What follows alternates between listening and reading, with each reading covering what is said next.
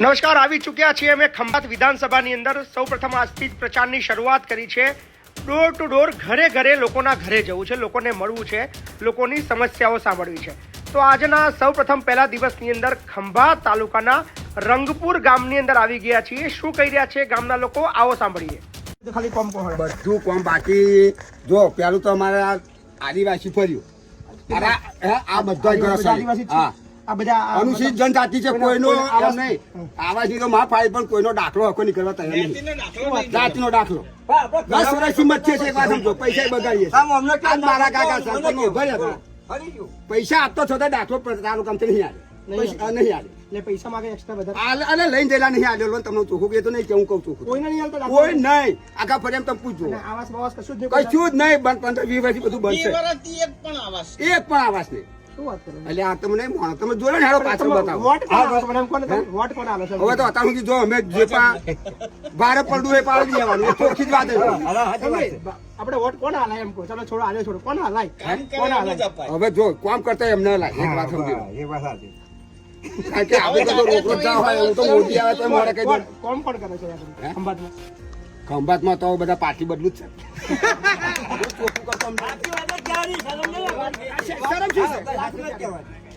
પાટલી બદલું જ છે ને.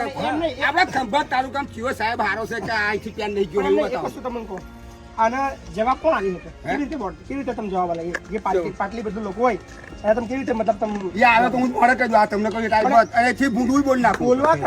બોલવા કરતા વધારે તાકાત શેમાં વધારે છે? એકતા થાય તો તાકાત વધારે થાય. શેમાં છે? વોટમાં છે. એ જ ને. જવાબ આપણે બોલીએ એના કરતા વોટ થી જવાબ તાકાત આલી અને આલી ને ખબર પડે કે ભાઈ તને વોટ તો ધરીને આલ્યા હતા, તને જીતાડે તો.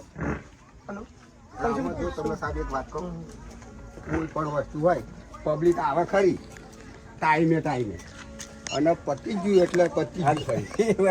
જીત્યા પછી નહીં આવતા, પછી કશે જોઈ નહીં હોતા. જોવા નહીં આ વસ્તુ તો પણ એ જ ખબર નહીં પડતી ભાઈ અમને કયા ખૂણામાં રહેશે. લો તમને ચોખ્ખું કહું, ખંભાત વાળા શું કે છે? આખા ફરિયામાં તો પૂછ્યા કોઈ નહીં બોલે મારે જેવું. હું તો ભાજપ વાળા આવે કે કોંગ્રેસ વાળો આવે, આપણને બીક છે નહીં. આદિવાસી વિસ્તારના કેટલા ઘર છે? લગભગ 15-20-25 ઘરે છે. 25 ઘર.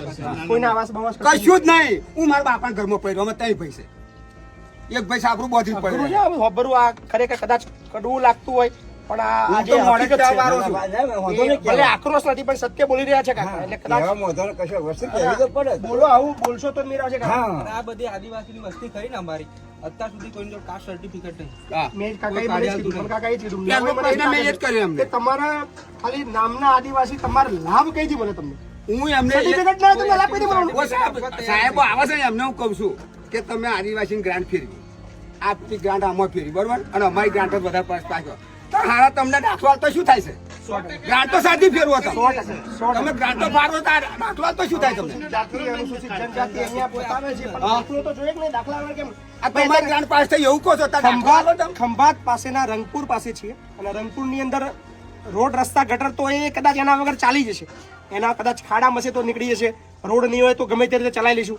પણ જે કાસ્ટ સર્ટિફિકેટ જેના થકી સરકાર મોટી મોટી વાતો કરે છે કે એમને આ લાભ આપ્યા, આ લાભ આપ્યા, પણ કાસ્ટ સર્ટિફિકેટ બે આવો ને. તમે તો શિક્ષિત શું બનેલા છો તમે? હું 12 પાસ.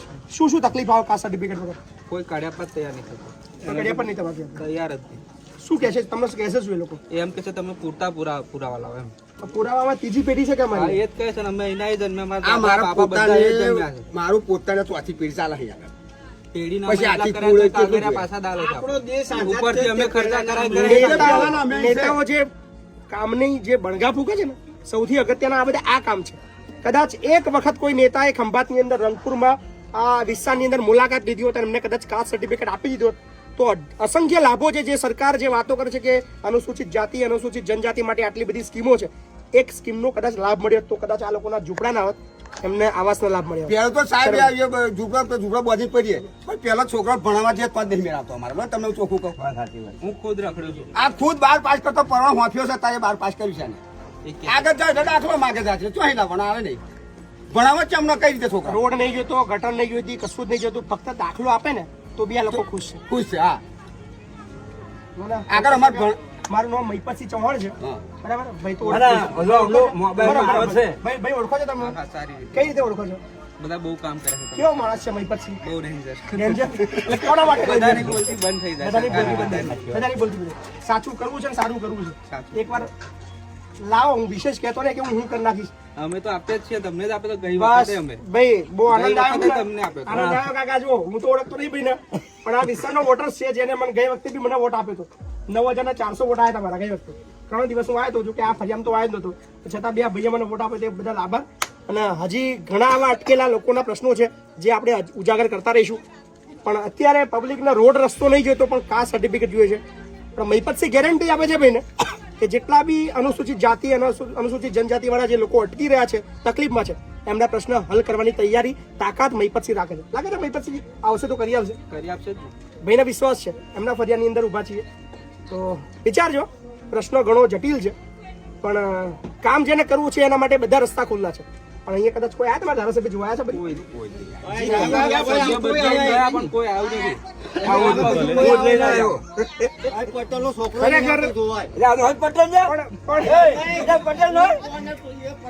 પણ ખરેખર હવે ચોક્કસ ફરી હું જલ્દી આવીશ. ખૂબ આભાર મારા ભાઈ.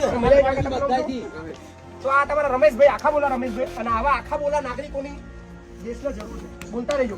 જે આવે પુકારીને બોલવાનું, ચિંતા નહીં કરવાની. સરસ, સરસ. મહેનત આ વખતે કયું નામ તમારું? ઓળખાણ મને પહેલા એમ કહો. કઈ રીતે ઓળખાણું કહો? પેલા બધા મને જોવે છે? નહીં જોવે. ખાલી વિડીયો જોવે છે? કેવો વિડીયો કેવો છે? કેવો આમ તો થોડુંક પાવરફુલ. લોન ભરી દીધી, પણ વ્યાજ કે તું બદલ બીજા લાખ રૂપિયા હું આપી દઉં ગુંડા જેવું કામ છે? સારું કામ છે? બધા મને ગુંડો કે છે. કામ સારું છે. એટલે આવે છે ને જોવાનું. ચૂંટણી ઊભો છું વિધાનસભામાં, ખબર છે? ખબર છે ખરી તમને? તકલીફ જ છે ને યાર. ઊભો રહ્યો ગઈ વખતે ઊભો થયો, ખબર તમને? અચ્છા, એ યાદ છે તમને? લે આવું છે. ખંભાતમાં તમને ખબર જ નહીં?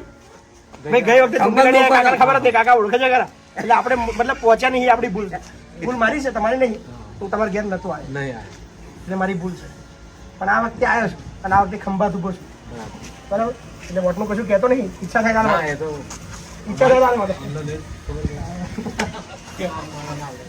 આવી તમને મને ને. આભાર.